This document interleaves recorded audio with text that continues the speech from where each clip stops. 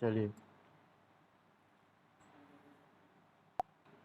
तो बात हम क्या कर रहे थे, सर्कुलर मोशन की बात कर रहे थे यहाँ पर। और हम सभी जानते हैं सर्कुलर मोशन किस तरह का होता है। मान लीजिए एक स्टोन है, एक पत्थर है, और आपने उसको एक स्ट्रिंग से बांधा है। एक पत्थर को आपने एक स्ट्रिंग से बांधा है और किसी सेंटर के अबाउट उसको घुमाने शुरू कर दिया। मान लीजिए आपने रोटेट करना शुरू कर दिया उसे, ठीक है। आपने उसे रोटेट करना शुरू कर दिया, ठीक है। तो देखिए, अगर आपने इसको स्ट्रिंग से यहाँ पे बांधा नहीं, अगर यहाँ पे स्ट्रिंग ना होती, स्ट्रिंग से आपने ना बांधा होता, तो ये पत्थर क्या होता है, अपनी लीनियर वेलोसिटी, जो इसकी लीनियर वेलोसिटी होगी, एक मिनट बता रहा हूँ।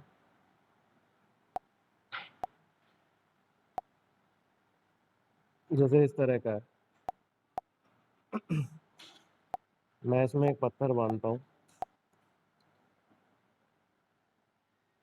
ये जो है गोल सा, ये हमारा स्टोन है, ठीक है। और ये किसी स्ट्रिंग से बंधा हुआ है सेंटर से। अगर इसकी वेलोसिटी तुम देखो, तो ये इसकी वेलोसिटी जो होगी, इस स्टोन की लीनियर वेलोसिटी होगी, हमेशा हमेशा इस सर्किल के परपेंडिकुलर होगी, ठीक है।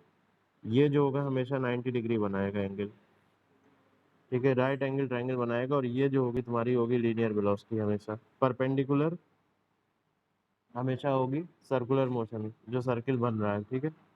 अब देखो, ये तुमने स्ट्रिंग से टाई किया हुआ, अगर मैं एक कैंची लाके इस स्ट्रिंग को यहाँ से काट देता हूँ, काट के हटा देता हूँ, तो ये पत्थर का मोशन कैसा होगा? पत्थर अपने लीनियर वेलोसिटी के रास्ते से निकल जाएगा। भाई लीनियर वेलोसिटी का जो, जहाँ पे इसका लीनियर वेलोसिटी होगा, वो रास्ता पकड़ के पत्थर निकल जाएगा सीधे। बात समझ में आ रही? मान लो इसी मोमेंट में मैंने स्ट्रिंग को काट दिया कैंची लाके, इसी मोमेंट में मैंने स्ट्रिंग को काट दिया कैंची लाके, तो बताओ पत्थर का क्या होगा? पत्थर जो है सीधे, ये जो वेलोसिटी है इसकी डायरेक्शन में निकल जाएगा कि नहीं निकल जाएगा? मान लो कि आप लोगों ने बचपन में एक झूला झूला होगा, जिसमें हम लोग एक पकड़ लेते थे और वो पूरा गोल गोल घूमता था, याद है? तो बाहर की तरफ बल लगा करता था। सर मेरा कनेक्ट नहीं हो रहा, कौन है ये भाई? चलो, इसका है मेरे पास एक जुगाड़, मैं बाद में बताऊंगा आप लोगों को। तो एक झूला हुआ होता था, झूला था जिसमें हम लोग झूलते थे, याद है? जैसे हम लोग पकड़ लेते थे और वो पूरा घूमता था। सभी ने झूला होगा वो झूला। तो उस पे हमें, हम लोग रॉड को पकड़ते थे, याद है? सेकेंड ईयर मोहित यादव।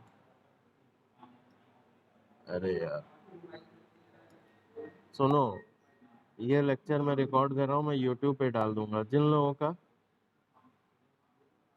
सपोज अगर जिन लोगों का छूट जाता है किसी वजह से, अटेंडेंस नहीं मिलेगी, लेकिन आपको ये है, बीच में अगर नेटवर्क वेटवर्क चला गया कुछ है, तो मैं आपको लिंक शेयर कर दूंगा, मैं ये लेक्चर यूट्यूब पे डाल दूंगा, कोई टेंशन लेने की बात नहीं है, ठीक है।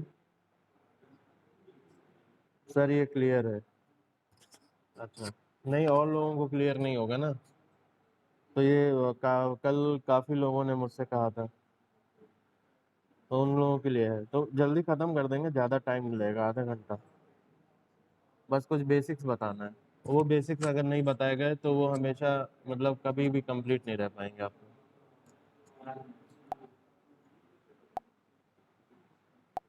ठीक है। तो देखिए, बचपन में आपने एक झूला झूला होगा जिसमें आपने पकड़, मतलब रॉड को पकड़ लेते थे और उसके बाद झूलते थे, मतलब गोल गोल घूमता था, आपकी तरफ एक बाहर की तरफ बल लगता था। अगर आप उस समय झूले को छोड़ दो, तो आपको, आपका साथ क्या होगा? आप बाहर चले जाओगे, आप बाहर फेंका जाओगे। बाहर फेंका क्यों गए? क्योंकि आप पे लगता है बाहर की तरफ सेंट्रीफ्यूगल फोर्स, ये बात याद रखना। आपकी तरफ लगता है बाहर सेंट्रीफ्यूगल फोर्स, ठीक है। और उसी का रिएक्शन होता है सेंट्रीपिटल फोर्स, जो कि होता है अंदर की साइड। जब आप रॉड को पकड़ते हो, तो ध्यान देना, आपने ये फील भी किया होगा, जब आप रॉड को पकड़ते हो तो रॉड आपको अंदर की तरफ खींचता है, बात समझ में आ रही है? रॉड आपको अंदर की तरफ खींचता है, और जैसे ही रॉड आप उसको छोड़ दोगे तो रॉड जैसे ही छोड़ोगे वो बाहर फेंका जाओगे। ऐसा क्यों? क्योंकि आप पर लग रहा है सेंट्रीफ्यूगल फोर्स जो बाहर की तरफ है, और रॉड में लग रहा है सेंट्रीपिटल फोर्स, उसी का इक्वल एंड अपोजिट फोर्स जो अंदर की तरफ लगे। जैसे मैं आपको यहाँ पे एक एग्जांपल दे देता हूँ। जिन लोगों का कनेक्ट नहीं हो रहा है, बीच में कनेक्शन छूट जाता है, उनको टेंशन लेने की जरूरत नहीं है, ठीक है? क्योंकि ये अपलोड हो जाएगा यूट्यूब पे भी, ठीक है? तो देखिए, सपोज एक यहाँ पे बॉडी है, ठीक है, और ये जो है स्ट्रिंग से बंधी हुई है यहाँ पर। अब देखिए क्या होगा, इस बॉडी पर, इस पर्टिकुलर पत्थर पे बाहर की तरफ फोर्स लगेगा जिसको हम कहेंगे एफ सेंट्रीफ्यूगल, ठीक है? और इस स्ट्रिंग पर, जो स्ट्रिंग से ये बंधी हुई है, इसी का इक्वल एंड अपोजिट रिएक्शन होगा जिसको हम कहते हैं एफ सेंट्रीपिटल। तो दो फोर्स होते हैं, एक सेंट्रीपिटल होता है, एक सेंट्रीफ्यूगल फोर्स होता है। या तो ऐसा कह लो कि स्ट्रिंग के अंदर एक स्ट्रिंग के अंदर सेंट्रीपिटल फोर्स आ रहा है, इसकी वजह से इसका इक्वल एंड अपोजिट रिएक्शन जो है, इसका इक्वल एंड अपोजिट रिएक्शन जो है वो बॉडी पे लगेगा बाहर की तरफ। बात समझ में आ रही? इसी का इक्वल एंड अपोजिट रिएक्शन लगेगा बाहर की तरफ, और उसी फोर्स को हम कह रहे हैं सेंट्रीफ्यूगल फोर्स, ठीक है? सेम बिल्कुल, आप पत्थर को जब आप स्ट्रिंग से कैंची लाओगे, काट दोगे, तो पत्थर क्या होगा, बाहर की तरफ फेंका जाएगा। क्यों फेंका जाएगा? अपनी लीनियर वेलोसिटी को पकड़ते हुए। अब जैसे मैं यहाँ पे एक चीज बता रहा हूँ, जैसे मैं यहाँ एक चीज बता रहा हूँ, मान लो कि ये है अभी पत्थर का पोजीशन, एक पोजीशन है, और ये स्ट्रिंग से लगा हुआ है। तो अगर इसकी लीनियर वेलोसिटी देखना चाहोगे, अगर इसकी लीनियर वेलोसिटी देखना चाहोगे तो वो कैसी होगी? एकदम परपेंडिकुलर होगी कि नहीं होगी? यहाँ की डायरेक्शन में होगी कि नहीं? ये एकदम परपेंडिकुलर होगी। बात समझ में आ रहा है? ये पत्थर की टेंडेंसी क्या है, इस डायरेक्शन में चले जाने की है, लेकिन क्योंकि ये स्ट्रिंग से बंधा हुआ है, ये जो स्ट्रिंग है, ये आपको स्ट्रिंग दिख रही है, ये इस स्ट्रिंग से बंधा हुआ है, इसी वजह से क्या हो रहा है, ये पत्थर इस डायरेक्शन में नहीं निकल रहा है। ये स्ट्रिंग इसको बाउंड कर रहा है कि ये सर्कुलर मोशन करे, ना कि इस तरह का मोशन करे। इस स्ट्रिंग की वजह से ही तो है। बात समझ में आ रही है? ये जो रस्सी लगी है इसी की वजह से तो है। तो अगला पोजीशन अगर बॉल का देखना चाहोगे, अगला पोजीशन अगर बॉल का देखना चाहोगे तो वो यहाँ होगी इस तरह से, ठीक है? अगला पोजीशन जब आप बॉल का देखना चाहोगे तो वो कुछ यहाँ होगी, ठीक है? और देखोगे कि ये सर्कुलर मोशन करके यहाँ आया। ऐसा क्यों हुआ? आपकी स्ट्रिंग की वजह से हुआ। ये जो स्ट्रिंग है इसकी वजह से हुआ। अगर ये स्ट्रिंग ना होती तो ये पत्थर इस डायरेक्शन में निकल जाता। बोलो हाँ कि ना? ठीक है, स्ट्रिंग की वजह से ये घूम के इधर आया। अच्छा, स्ट्रिंग की वजह से क्या हुआ? स्ट्रिंग की वजह से स्ट्रिंग ने कोई ना कोई फोर्स लगाया होगा, तभी तो ये पत्थर सर्कुलर मोशन कर रहा है, तभी तो ये पत्थर ऐसे घूम रहा है। बताओ मेरी बात, बताओ हाँ कि ना? कोई ना कोई फोर्स लगाया होगा, ठीक है? कोई ना कोई फोर्स जरूर लगाया होगा, ठीक है? तो यही फोर्स जो अंदर की तरफ लग रहा है, जो कि रिस्पॉन्सिबल है सर्कुलर मोशन के लिए, वो है सेंट्रीब्यूटल फोर्स। और इसी का इक्वल एंड अपोजिट रिएक्शन जो बॉडी पे बाहर की तरफ लगता है उसको कहते हैं सेंट्रीफ्यूगल फोर्स। बात समझ में आई? अब हमको हर पता है कि फोर्स तभी आता है जब कहीं कोई एक्सेलरेशन हो। बात ध्यान से समझना ये सब चीजें। भाई देखो, फोर्स क्या होता है? फोर्स फोर्स बराबर होता है फोर्स बराबर होता है मास इनटू एक्सेलरेशन। अगर एक्सेलरेशन होगा कहीं तभी तो फोर्स आएगा। और यहाँ पर एक्सेलरेशन कहाँ पे आ रहा है भाई? वेलोसिटी हमें दिख रही है, एक्सेलरेशन तो दिख नहीं रहा। तो देखो, ये जो अंदर का फोर्स है, यहाँ ये सेंट्रीपिटल फोर्स मैं कह रहा हूँ, ये किसी एक्सेलरेशन के कारण आ रहा होगा। और एक्सेलरेशन मतलब हम सबको पता है क्या होता है? चेंज इन वेलोसिटी होता है कि नहीं? वेलोसिटी का चेंज पर यूनिट टाइम हम देखते हैं तो एक्सेलरेशन होता है। लेकिन यहाँ पर तुम देखोगे वेलोसिटी यहाँ पर भी v है। वेलोसिटी जो है इस पत्थर की लीनियर वेलोसिटी यहाँ पर भी v है, और यहाँ पर अगर बनाओगे तो ये परपेंडिकुलर डायरेक्शन पे होगी कि नहीं, जस्ट ये परपेंडिकुलर होगी और इसकी भी मैग्नीट्यूड भी होगी। तो वेलोसिटी चेंज कहाँ हुई? वेलोसिटी चेंज हुई है, वेलोसिटी चेंज ऐसे हुई है क्योंकि आप सबको पता है वेलोसिटी क्या होती है, वेक्टर क्वांटिटी होती है। और जो वेक्टर क्वांटिटी होता है उसका चेंज दो तरीके से होता है, या तो उसका मैग्नीट्यूड चेंज हो जाए, या तो उसकी डायरेक्शन चेंज हो जाए, या दोनों चेंज हो जाए। मैंने ये पहले लेक्चर में भी कहा है। क्या बोला मैंने? या तो उसका मैग्नीट्यूड चेंज हो जाए, या तो उसकी डायरेक्शन चेंज हो जाए, या दोनों चेंज हो जाए। यहाँ पर उसका मैग्नीट्यूड तो चेंज नहीं हो रहा, जो पत्थर है उसका मैग्नीट्यूड तो चेंज नहीं हो रहा वेलोसिटी का। जैसे सपोज यहाँ पर अगर वेलोसिटी बनाओगे, यहाँ पर वेलोसिटी बनाओगे तो परपेंडिकुलर मान लो ये v है, और ये जो घूम के यहाँ आया, यहाँ पे वेलोसिटी इसकी परपेंडिकुलर इस तरह से है, ठीक है, रेडियस से परपेंडिकुलर की बात कर रहा हूँ मैं। तो आप देख रहे हो v यहाँ पर भी है, v यहाँ पर भी है, लेकिन डिफरेंस क्या है? डिफरेंस ये है कि यहाँ पर डायरेक्शन चेंज हो गई, पहले इस डायरेक्शन में थी, अब इस डायरेक्शन में आ गई। बात समझ में आ रही है?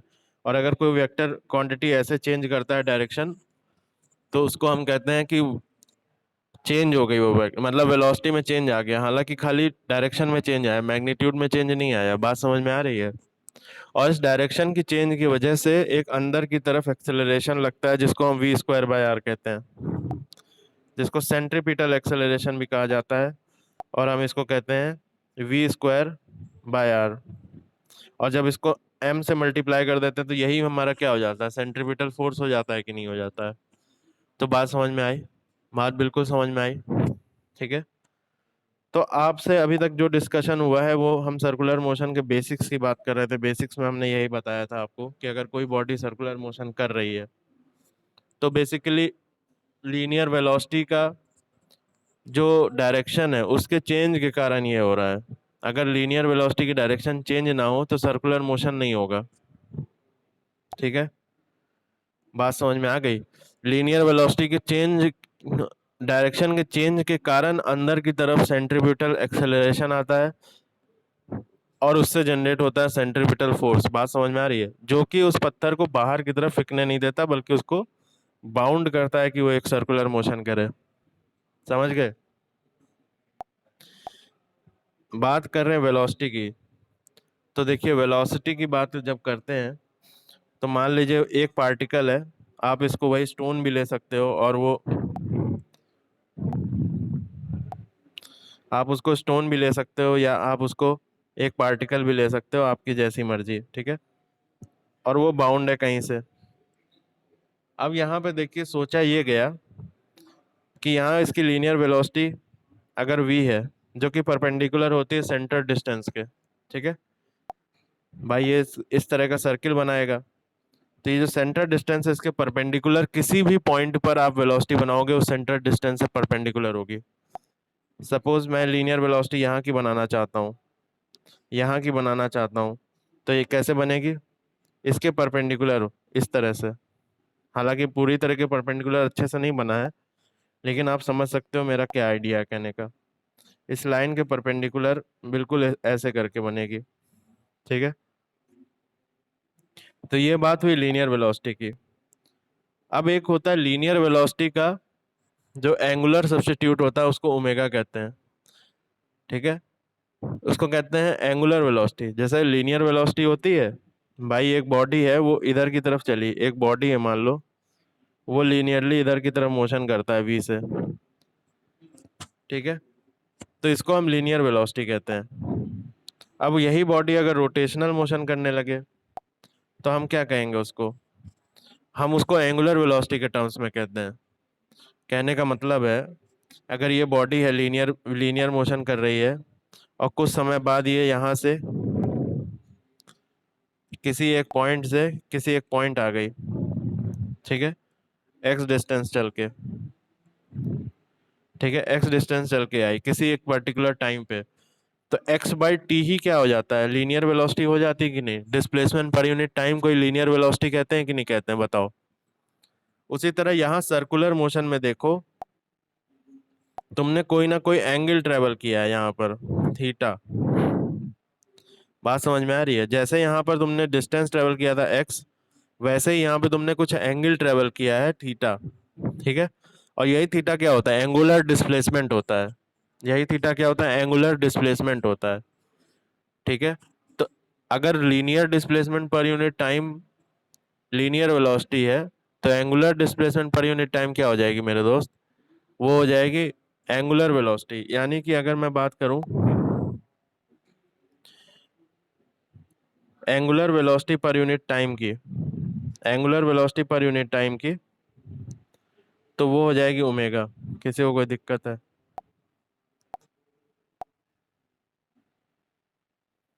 थीटा बाय टी, हाँ सही है, गुड। तो बेसिकली एंगुलर वेलोसिटी क्या हो जाएगी, D D theta by T, ठीक है। जैसे लीनियर वेलोसिटी होती है change in displacement upon time, वैसे एंगुलर वेलोसिटी क्या हो जाती है, change in angular displacement upon time. तो पहले थीटा जो है जीरो था इनिशियली, उसके बाद थीटा थीटा बना कुछ डिस्टेंस पे जाके, तो उसमें चेंज इन थीटा पर यूनिट टाइम क्या हो जाएगा, ओमेगा हो जाएगा। अब जरा यहाँ देखना जितने भी पॉइंट है, देखो एक चीज और इसमें लोगों को कंफ्यूजन होती है। इतना समझ में आया ओमेगा के बारे में? ओमेगा के बारे में आई होप समझ में आ गया होगा आपको। अब मान लो मैं यहाँ डिस्क लेता हूँ एक, डिस्क समझ रहे हो, डिस्क लेता हूँ जैसे इस तरह का, मान लो डिस्क है गोल सा और ये घूम रहा है, ये सपोज करो घूम रहा है, ठीक है। तो हर पॉइंट के पास अपनी एक लीनियर वेलोसिटी होगी, कोई भी एक पॉइंट बना लो एक्सेप्ट बीच वाला पॉइंट, जो इसका सबसे मध्य वाला भाग है, इसमें लीनियर वेलोसिटी नहीं होगी क्योंकि ये रुका हुआ है। अगर ये trans rolling plus rotating motion होता है, यानी प्योर रोलिंग मोशन होता, तो इसके पास होती लीनियर वेलोसिटी। लेकिन अभी क्या है, इसके पास लीनियर वेलोसिटी नहीं है, ठीक है। मैं सिर्फ और सिर्फ रोटेशनल मोशन की बात कर रहा हूँ यहाँ पे, ठीक है, ठीक है। तो अब देखिए क्या बात कर रहा हूँ मैं यहाँ पे, कोई भी पॉइंट ले लो उसके बाद लीनियर वेलोसिटी होगी। अगर तुम यहाँ वाला पॉइंट ले लेते हो, अगर तुम यहाँ वाला पॉइंट ले लेते हो, यानी यहाँ पे कोई एक पॉइंट या बॉल लगा देते हो, अगर उसकी लीनियर वेलोसिटी देखना चाहोगे तो वो होगा ऐसे परपेंडिकुलर। बात समझ में आ रही है, ठीक है। अगर तुम यहाँ वाला पॉइंट देखना चाहते हो, तुम्हारा मन हो रहा है मैं यहाँ वाला पॉइंट देखूं, तो अगर इसकी तुम लीनियर वेलोसिटी देखना चाहते हो तो ये होगा परपेंडिकुलर। यहाँ से सेंटर से उस पॉइंट को जोड़ा मैंने एक लाइन से, और उस लाइन से अब जिधर भी घूम रहा है, मान लो ये इधर घूम रहा है, ठीक है, क्लॉकवाइज घूम रहा है, तो इसकी जो लीनियर वेलोसिटी होगी वो ऐसे होगी, परपेंडिकुलर होगी, वी डैश, ठीक है। लेकिन एक बात ध्यान रखना, लीनियर वेलोसिटी जो होती है किसी भी पार्टिकल की, वो डिस्टेंस पे, रेडियस पे डिपेंड करती है। जैसे यहाँ पर आउटर मोस्ट पॉइंट है, ये इस सर्किल का या डिस्क का कह लो, आउटर मोस्ट पॉइंट है, जो आउटर मोस्ट पॉइंट होगा, जो आउटर मोस्ट पॉइंट होगा वो उसकी लीनियर वेलोसिटी अंदर वाले पॉइंट से ज्यादा होगी। क्यों? क्योंकि आउटर मोस्ट पॉइंट जो होगा उसकी जो रेडियल डिस्टेंस है सेंटर से वो ज्यादा है, मैक्सिमम है कह लो, ठीक है, मैक्सिमम है। ये रेडियल डिस्टेंस जो है वो मैक्सिमम है सेंटर से। बात समझ में आ रही है? रेडियल डिस्टेंस मैक्सिमम है सेंटर से, इसीलिए इसकी वेलोसिटी मैक्सिमम होगी, ठीक है। और अगर कोई तुम पॉइंट इस वाले वी डैश की बात कर लो, तो वी डैश का अगर तुम डिस्टेंस देखोगे सेंटर से, तो वो कम होगी रेडियस से, मतलब इस डिस्टेंस से कम होगी, इसीलिए वी डैश जो होगा वो हमेशा कम होगा वी से। बात समझ में आ रही है? मतलब कि जो पॉइंट सेंटर के जितने करीब है उसकी लीनियर वेलोसिटी, देखो मैं फिर रिपीट कर रहा हूँ, लीनियर वेलोसिटी, ठीक है, लीनियर वेलोसिटी उतनी ही कम होगी कंपेयर टू उस पॉइंट के जो सेंटर से दूर है। बात समझ में आ रही है? क्योंकि लीनियर वेलोसिटी जो है डिपेंड करती है कि सेंटर से वो पॉइंट कितना दूर है, लेकिन एंगुलर वेलोसिटी हर पॉइंट के लिए कांस्टेंट होती है, ये बात ध्यान रखना। इसीलिए अगर तुम इस पॉइंट की बात करते हो, अगर तुम इस पॉइंट की बात, मैं ये सर्कल भी हटा दे रहा हूँ, मैं दो पॉइंट ले रहा हूँ, और अगर मैं इस पॉइंट की बात करता हूँ मेरे दोस्त, तो इसकी भी एंगुलर वेलोसिटी ओमेगा होगी, इसकी भी एंगुलर वेलोसिटी ओमेगा होगी। कोई एक पॉइंट यहाँ ले लो, इसकी भी एंगुलर वेलोसिटी ओमेगा ही होगी। ओमेगा चेंज नहीं होता, ओमेगा हर पॉइंट का वही रहता है, क्योंकि पर यूनिट टाइम कोई भी पॉइंट ले लो वो थीटा ही एंगल बनाएगा भाई, वो थीटा ही एंगल बनाएगा। ये बात लॉजिकली सोचो, कोई भी पॉइंट ले लो इसमें से, पर यूनिट टाइम वो जितना भी घूमेगा।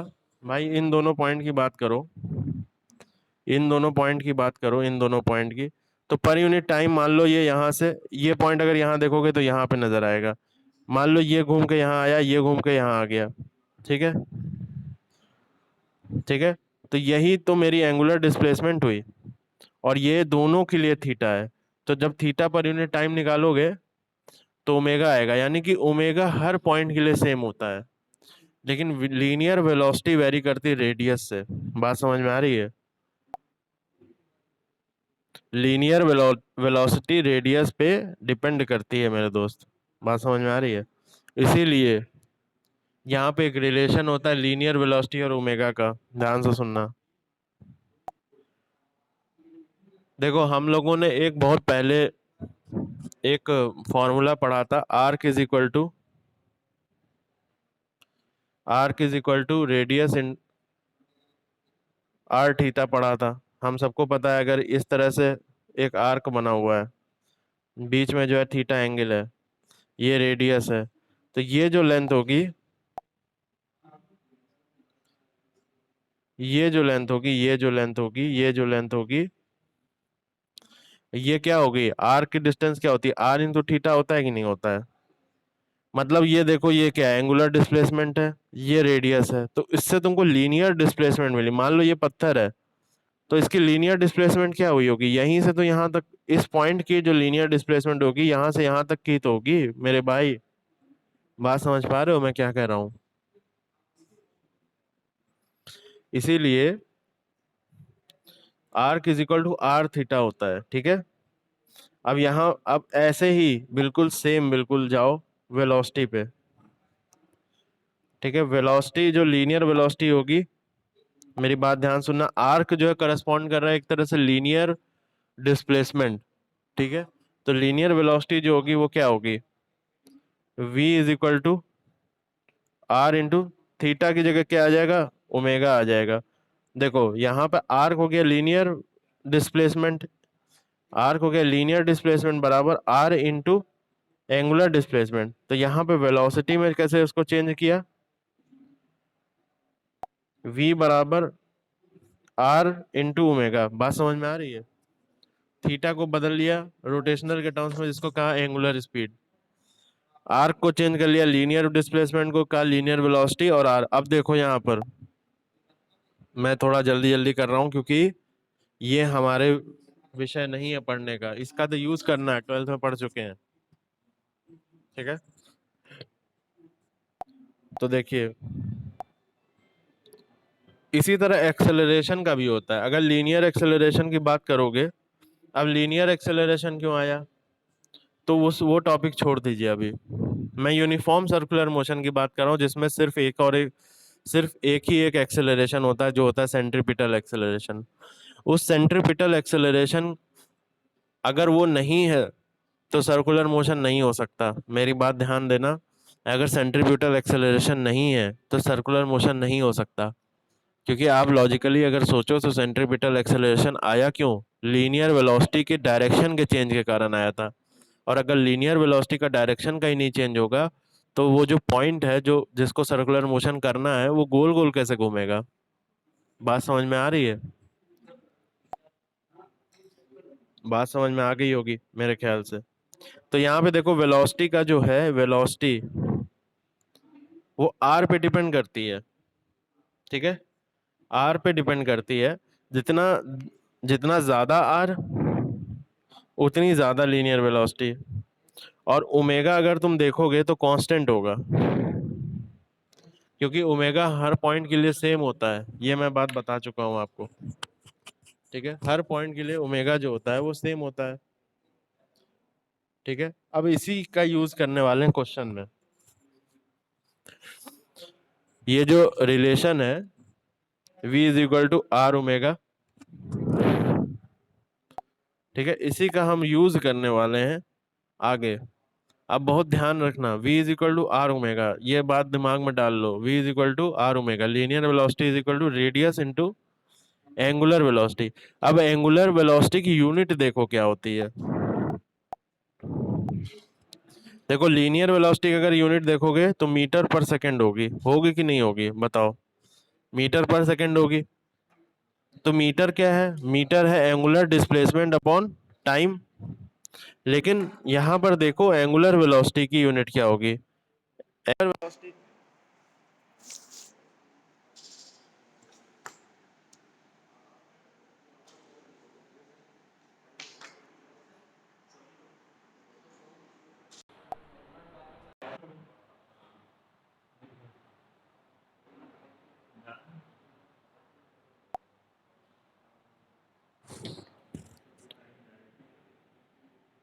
आप लोगों से रिक्वेस्ट है कि अभी ये खत्म हो चुका है 40 मिनट्स का टाइम, तो आप लोग फिर से रिज्वाइन करिए प्लीज।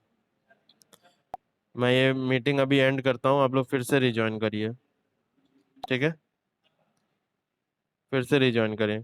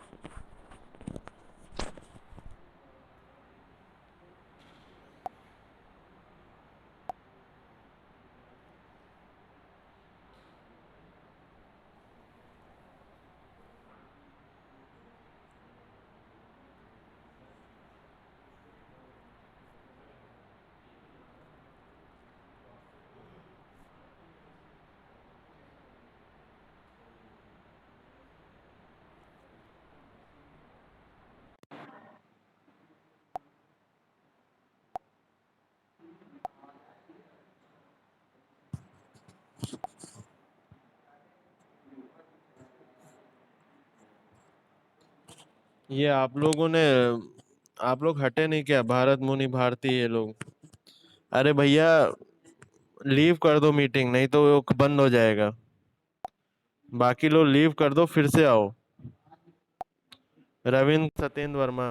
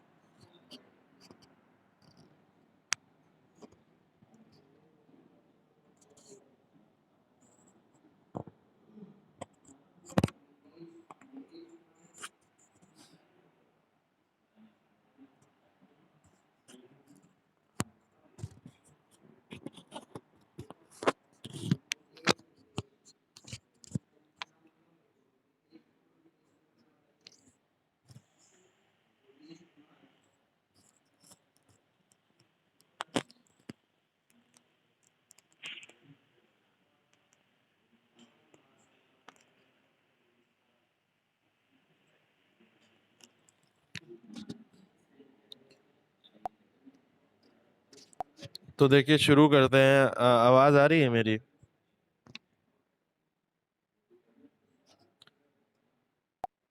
चैट में लिख के बता दीजिए आवाज आ रही है कि नहीं।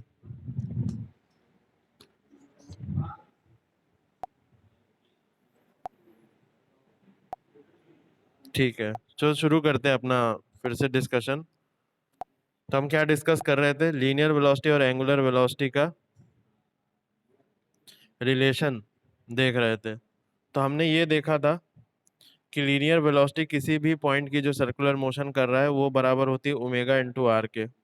ठीक है, ये बात हम सभी को पता है। ठीक है, और ये याद कर लीजिए, linear velocity is equal to angular velocity into radius. ठीक है, बात समझ गए? R is equal to R into theta होता है, तो वहां से निकाला गया है। ठीक है, अब देखिए एंगुलर वेलोसिटी की यूनिट की बात कर रहे थे, तो लीनियर वेलोसिटी की यूनिट क्या होती है? मीटर पर सेकंड होती है। तो एंगुलर वेलोसिटी की यूनिट क्या हो जाएगी? एंगुलर डिस्प्लेसमेंट पर यूनिट टाइम। एंगुलर डिस्प्लेसमेंट का एसआई यूनिट क्या होता है? Good, radian. रेडियन पर सेकंड हो जाएगी कि नहीं हो जाएगी?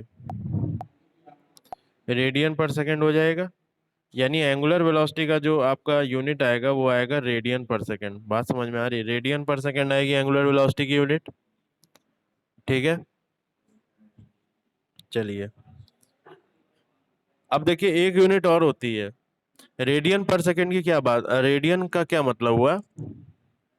देखिए 360 डिग्री बराबर पूरा एक चक्कर कितना होता है? 360 डिग्री होता है। और 360 डिग्री कितना होता है? 2 पाई रेडियन होता है कि नहीं होता है? बताओ। 2 पाई रेडियन होता है, ये सब हमको पता है पहले से ही। ठीक है, अब देखो रेडियन पर सेकंड का मतलब हुआ कि एक सेकंड में कितना रेडियन एंगल घूम गया। बात समझ में आ रहा है? मान लो कि एक सेकंड में आपका पाई रेडियन घूम गया। पाई मतलब क्या होता है? 180 डिग्री होता है कि नहीं? अगर पाई रेडियन घूम गया तो इसका मतलब क्या हुआ? अगर ये पॉइंट कोई है तो वो पॉइंट घूम के यहाँ आ गया होगा। वॉइस क्लियर नहीं है? सुनो मेरी बात, मैं ये यूट्यूब पे डाल दूंगा लेक्चर, टेंशन ना लो। क्योंकि अगर बीच बीच में रुकते रहे कोर्स कभी पूरा नहीं होगा। ठीक है, बीच में वॉइस आप लोगों की क्या कहते हैं, आप लोगों का नेटवर्क आता जाता रहता होगा, यहाँ में भी वही प्रॉब्लम है। तो सबका सोल्यूशन यही है, मैं डाल दूंगा, आप लोग टेंशन ना लो, थोड़ा सा वेट कर लो। ठीक है, तो देखिए अब डालने का ये मतलब नहीं है कि आप अटेंडेंस ही ना दो, कि हम यूट्यूब पे ही देख लें। ये मत करना, आप लोग बने रहिए, लेकिन अगर कोई प्रॉब्लम होती है तो आप वहां से कंसल्ट कर लीजिए, क्योंकि मेन काम तो यहाँ अटेंडेंस देना है ना। यूट्यूब पे वीडियो डालने से ना मेरा फायदा होगा ना आपका फायदा होगा। ठीक है, तो वो डिपेंड करेगा अटेंडेंस पे, बाकी मैं वो कर दूंगा, तो बीच बीच में जो छूट रहा है उसमें टेंशन ना लीजिए। तो मैं ये कह रहा था, एक पॉइंट है ये पॉइंट, और अगर वो एक सेकंड में 2 पाई रेडियन घूम गया है तो मतलब पहले वो यहाँ पर होगा और अब ये यहाँ पर होगा। 2 पाई घूम जाने का मतलब है बीच में कितना बना गया होगा? 2 पाई रेडियन यानी 180 डिग्री। बात समझ में आ रही है? इ, इसका मतलब आप ये एंगुलर वेलोसिटी का तो मतलब आप समझ गए होंगे। अब देखिए एक वेलोसिटी और होती है जिसको हम कहते हैं आरपीएम, रेवोल्यूशन पर मिनट। रेवोल्यूशन पर मिनट, ठीक है, जिसको हम कहते हैं आरपीएम। ये आपको बहुत देखने को मिलेगा, कैपिटल एन, आरपीएम। 1 मिनट में कितना रेवोल्यूशन कर जाता है? 1 मिनट में कितना रेवोल्यूशन कर जाता है? ठीक है, तो आरपीएम को अब हमने आपको कल भी बताया था हर जगह एसआई यूनिट में रखा जाता है। तो आरपीएम तो आप रख नहीं सकते किसी फॉर्मूले में।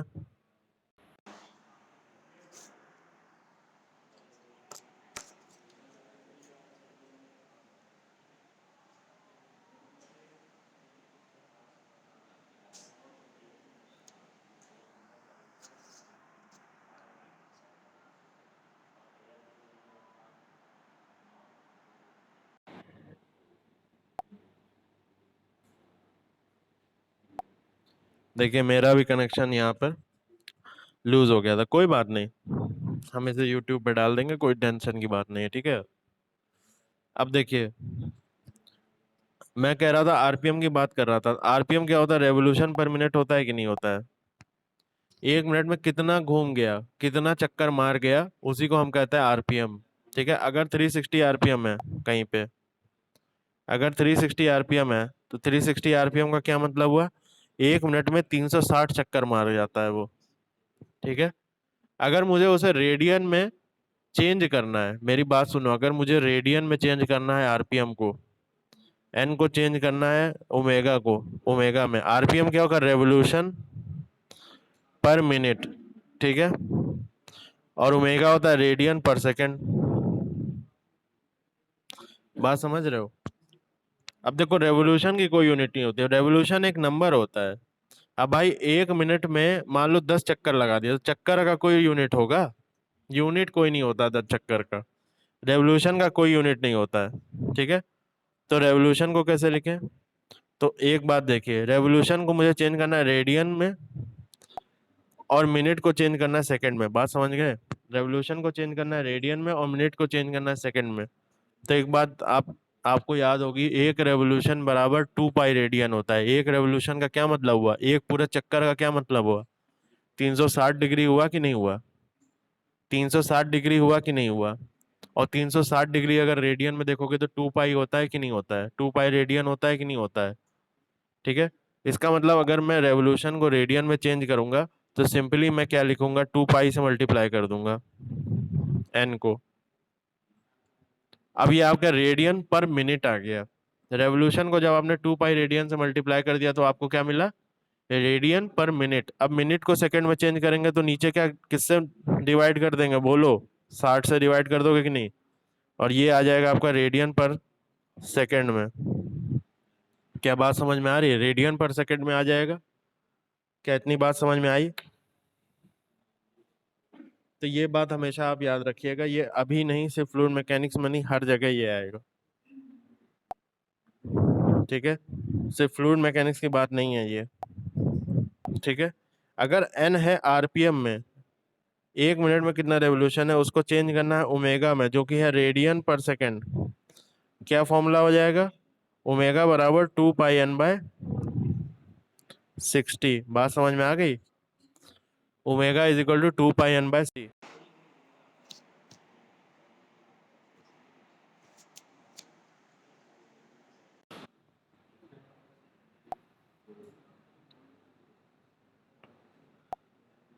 आज तो भैया इन लोगों ने हद्दी मचा दी है, पता नहीं क्यों बार बार कनेक्शन टूट रहा है। खैर कोई बात नहीं,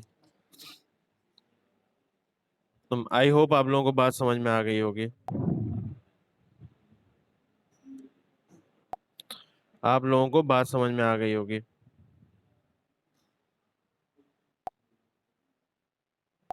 अब देखिए, एक फॉर्मूला और होता है।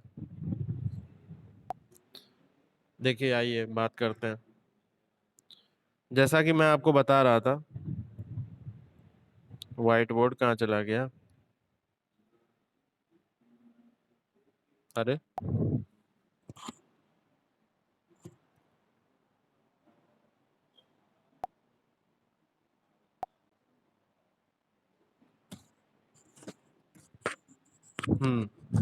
तो जैसा कि मैं आपको बता रहा था, अब देखिए ओमेगा बराबर क्या होता है, जरा ध्यान दीजिएगा। ओमेगा बराबर होता है 2 पाई n/60। अब ये तो बात हुई ओमेगा की। अगर मैं लीनियर वेलोसिटी का रिलेशन एन से देखना चाहूँ, एन से लीनियर वेलोसिटी निकालना चाहूँ, तो क्या होगा मेरे भाई? समझना बहुत ध्यान से।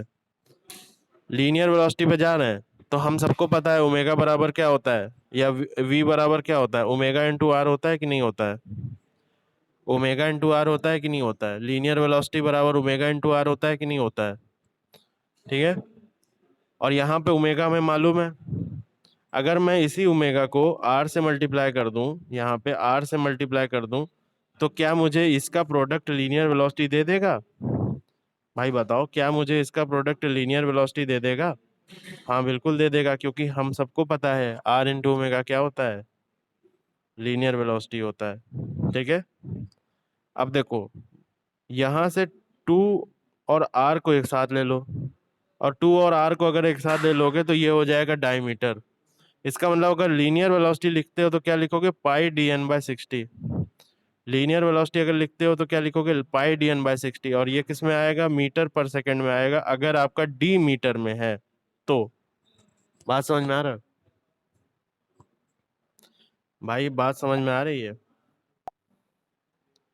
देखो, दो फॉर्मूले हैं, ओमेगा बराबर 2 पाई एन बाय, भाई एन दिया रहता है आपको, हमेशा एन देगा क्वेश्चन में, 60 हो गया।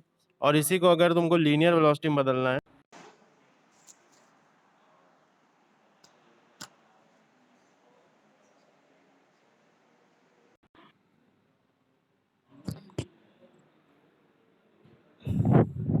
आज तो बहुत ज्यादा इंटरप्शन है, पता नहीं।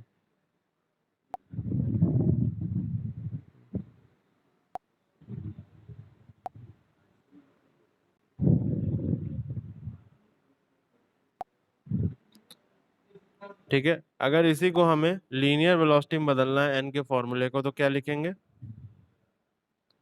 क्या लिखेंगे, v बराबर 2 pi, sorry pi D N by 60, pi D N by 60। समझ में आया? अगर कोई सिलेंडर है,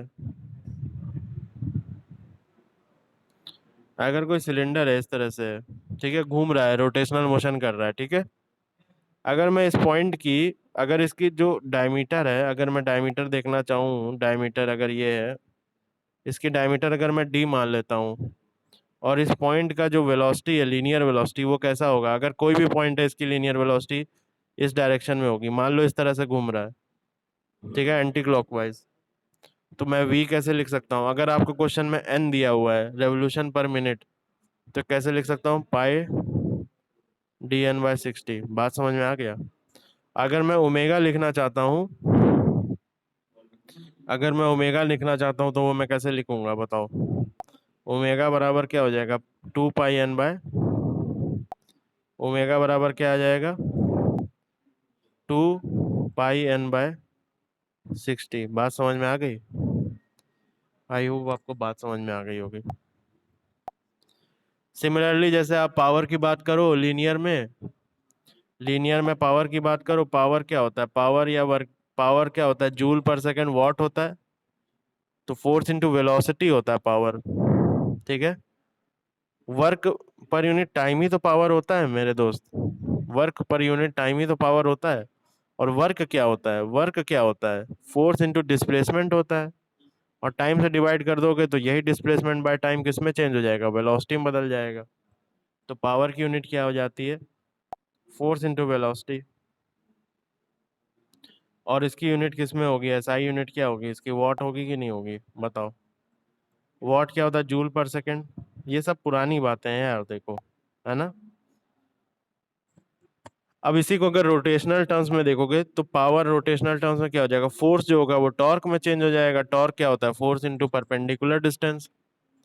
और v किस में चेंज हो जाएगा, एंगुलर वेलोसिटी में चेंज हो जाएगा। बात समझ में आ रही है, अगर रोटेशनल के टर्म में बात करोगे, ठीक है, क्लियर है?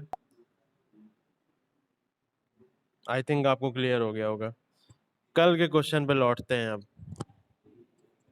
जरा कल के क्वेश्चन पे लौटते हैं। कल का क्वेश्चन क्या था, an oil of viscosity 5 poised, 5 poised का मैंने बताया था कन्वर्जन 0.5 पास्कल पर सेकंड हो जाएगा कि नहीं हो जाएगा, 10 से डिवाइड कर देते हैं,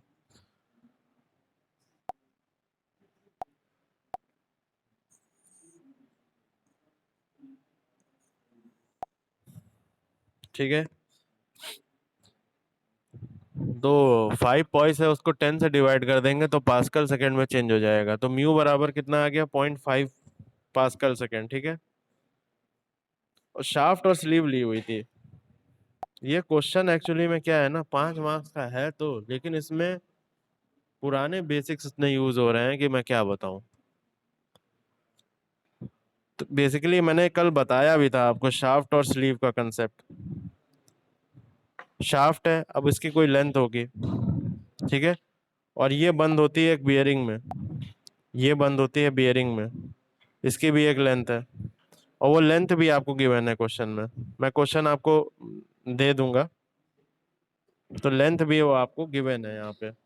ठीक है, मैं क्वेश्चन ऐसे ही बता दे रहा हूँ, अभी ऐसे ही समझ लीजिए। आपको ये बीच में जो होता है वो ऑयल भरा रहता है, ये ऑयल भरा हुआ है, और ये शाफ्ट बेसिकली घूमेगा। अभी ये शाफ्ट जो है वो घूमेगा, ये शाफ्ट जो है घूमेगा।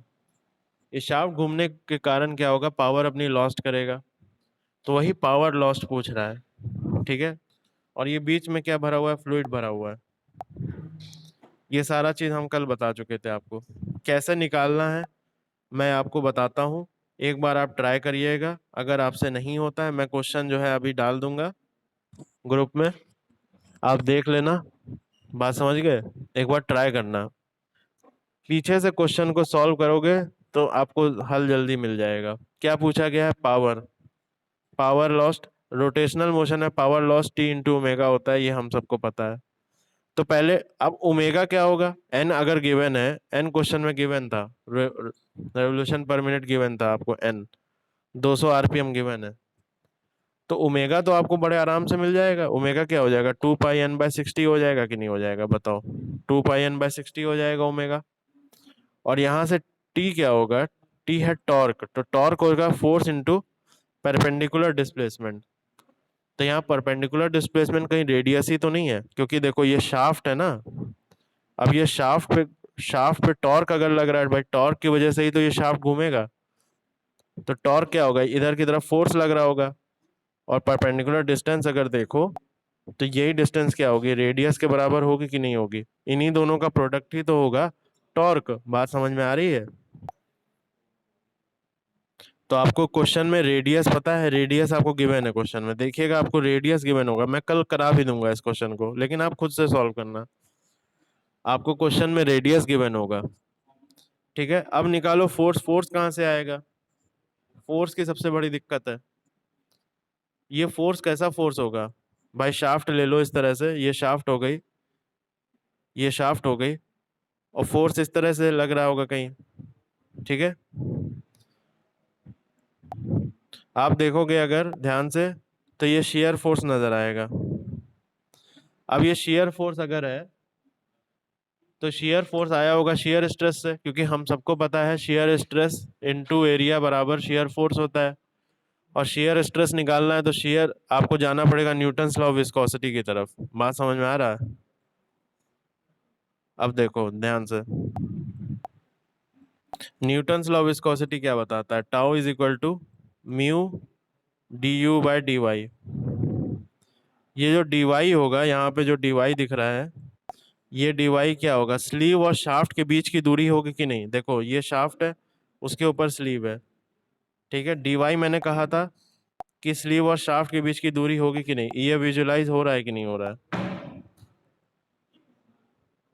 स्लीव और शाफ्ट के बीच की दूरी होगी कि नहीं होगी, ये दूरी होगी कि नहीं होगी। ठीक है, dy ये हो गया।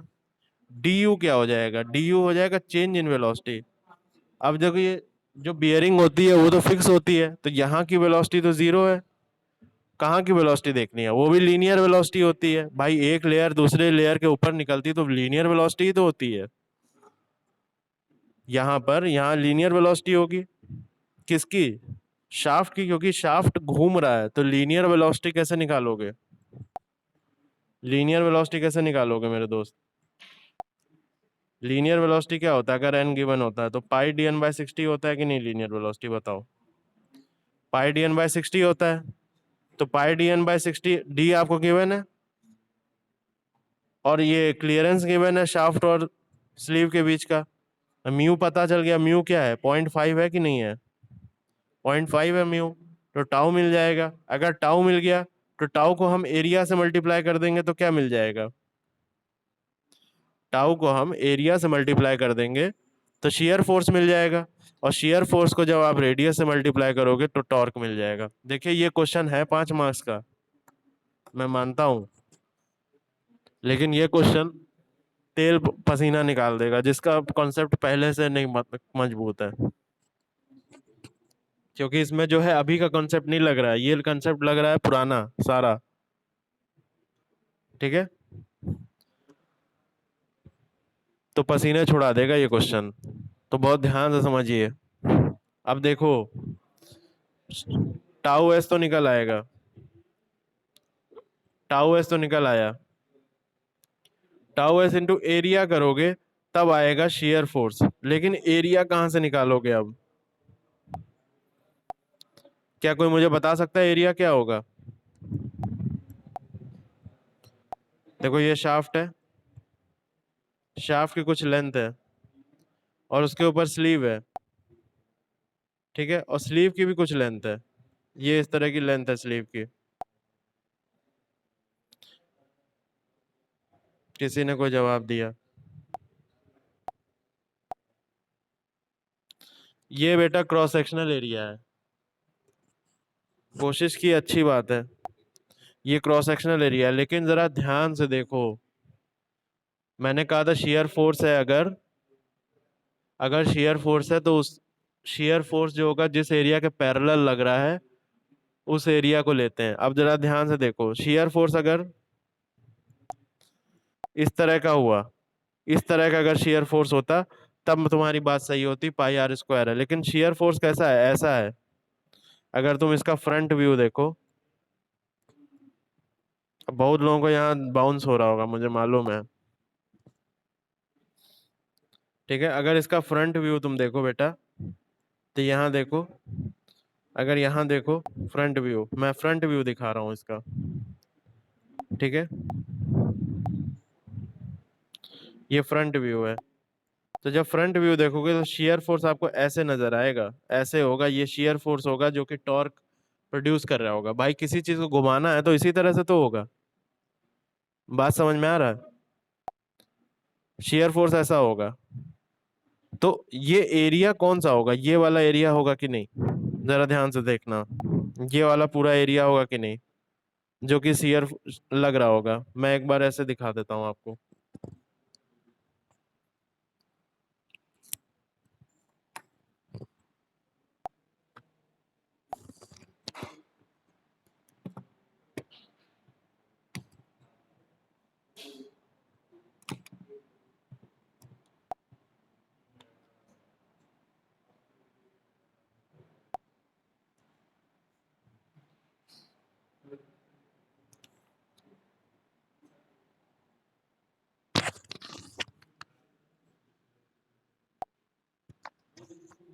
मैं बेसिकली क्या बता रहा था, देखिए,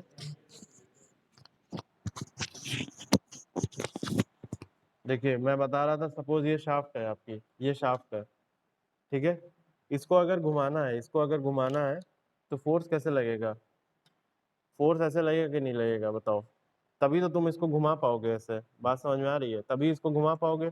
अब ये शियर फोर्स है, शियर फोर्स किस एरिया पे लग रहा है? देखो इस पूरे एरिया पे लग रहा है कि नहीं? ये है कि नहीं है? ये पूरा एरिया है कि नहीं है? यही शेयर फोर्स है कि नहीं है? ये एरिया लग रहा है कि नहीं? तुमने जो लिखा था वो लिखा था ये वाला एरिया, अगर ये वाला एरिया होगा तो शेयर फोर्स ऐसे लगेगा, तो ये कभी घुमा ही नहीं पाएगा, ये तो बेंड करा देगा नीचे की तरफ। बात समझ में आ रही हो? तो ये वाला एरिया है जो कि शेयर फोर्स एरिया है, ठीक है, कुछ समझ पाए?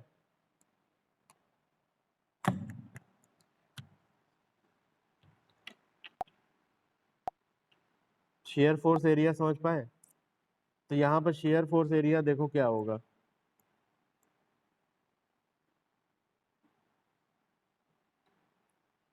बिल्कुल सही, 2 पाई RL यानी पाई DL। गुड।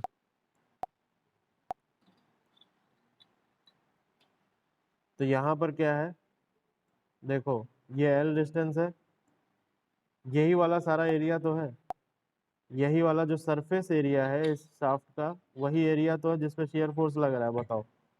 और ये एरिया कैसे निकलेगा? अगर अगर डी है इसका डायमीटर, अगर इसका डायमीटर डी है तो ये एरिया कैसे निकलेगा? पाई डी इंटू एल होता है कि नहीं? पाई डी इंटू एल ही तो होता है एरिया, ये वाला एरिया, ठीक है। भाई पाई डी से तुमको पेरीमीटर मिल गया, और उसके बाद मल्टीप्लाई कर दिया तुम पूरा पूरे लेंथ को, तो आपको एरिया नहीं मिल जाएगा? भाई सिलेंडर क्या होता है, बहुत सारी चूड़ियों का ही तो, चूड़ी एक ले लो और किसी लेंथ तक खड़ा कर दो तो वही तो सिलेंडर बन जाएगा। बात समझ में आ रही है? तो मान लो एक चूड़ी लेके तुम रख दिए नीचे, मान लो चूड़ी लेके तुम नीचे एक रख दिए, और उसके बाद बहुत सारी चूड़ियाँ किसी लेंथ तक खड़ा कर दिया, तो ये जो पूरा पूरा एरिया क्या होगा, ये जो सरकमफ्रेंस है ये क्या होता है, 2 पाई r होता है कि नहीं होता है, यानी कि पाई पाई डी हो गया। और कितने लेंथ तक खड़ा किए, ऊपर किसी लेंथ तक खड़ा किया तो मल्टीप्लाई कर दोगे एल से, ये पूरा एरिया आ जाएगा कि नहीं आ जाएगा। तो अगर तुम फोर्स निकालोगे शियर फोर्स, तो शियर फोर्स क्या हो जाएगा बताओ, शियर फोर्स हो जाएगा टाउ इंटू ए, टाउ निकाल चुके हो, शेयर स्ट्रेस निकाल चुके, एरिया पाई डी एल हो जाएगा, यहाँ से तुमको शेयर फोर्स मिल गया।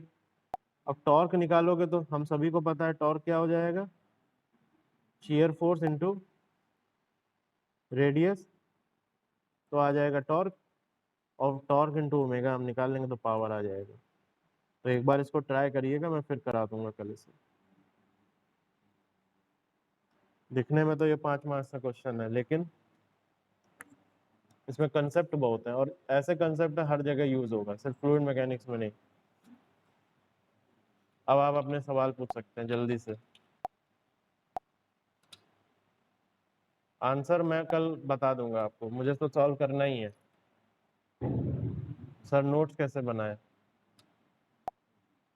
देखिए सरफेस टेंशन तक का तो पीपीटी तुम्हें दे दिया है ना मैंने, और दूसरी मैं तुम्हारे सीनियर की एक कॉपी दे दूंगा, तुम्हारे सीनियर की एक कॉपी है, ठीक है, वो मैं दे दूंगा, उसको फोटो कॉपी करा लेना, फोटो कॉपी करा लोगे नोट्स प्रिपेयर हो जाएंगे, ठीक है।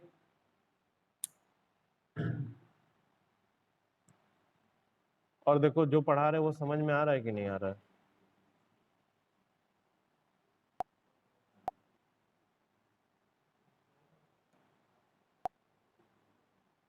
जो पढ़ा रहे वो समझ में आ रहा है कि नहीं आ रहा है, तुम्हें तो आ ही रहा है, और लोगों की बात कर रहा है। राहुल चौहान जी सर, ठीक है, अच्छी बात है, थोड़ा तेज बता गया क्योंकि टाइम नहीं था ना। अब मैं पूरा, ये पूरा एक टॉपिक होता है रोटेशनल मोशन, समझ रहे हो, पूरी एक भरी पूरी यूनिट होती है, 10 दिन में लोग पढ़ाते हैं इसे, रोटेशनल मोशन, तो इसलिए इस तरह से बताना पड़ा, और कोई बात नहीं है। चलिए फिर ठीक है, एंड करते हैं, कल मिलते हैं, कल इस क्वेश्चन को सॉल्व करेंगे, एक बार आप लोग इसको क्वेश्चन को ट्राई करना, ठीक है। चलिए, थैंक यू वेरी मच।